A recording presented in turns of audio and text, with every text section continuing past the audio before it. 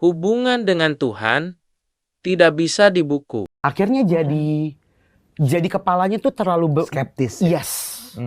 Sementara ya nggak bisa, hubungan sama Tuhan tuh nggak bisa dicari di buku, nggak bisa dicari dari orang, nggak bisa dicari dari manapun.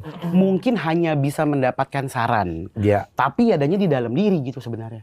Buat saya, Bi. Iya, betul. Iya, gue setuju. Nice one. Jadi kan agama itu kan sebenarnya 3 hal yang tadi sudah sempat di-spill sama Yordi. Pertama adalah keyakinan, itu puncaknya.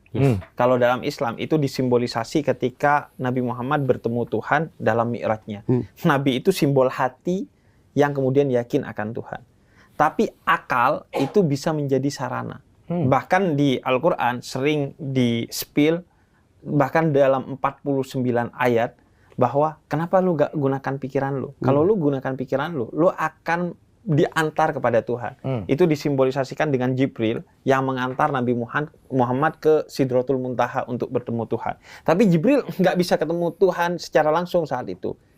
Karena Jibril itu simbol akal. Akal hanya bisa mengantar, puncaknya keyakinan itu dengan hati.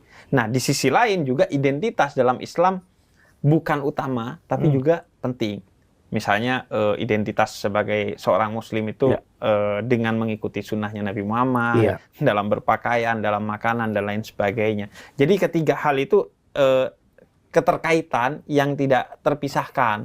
Tapi puncaknya itu adalah keyakinan. Bahkan seringkali kalau kita salah belajar, justru keyakinan yang sudah matang bisa hancur atau bisa berkurang karena pembelajaran yang salah. Contohnya, kita lahir tentang Tuhan yang maha baik.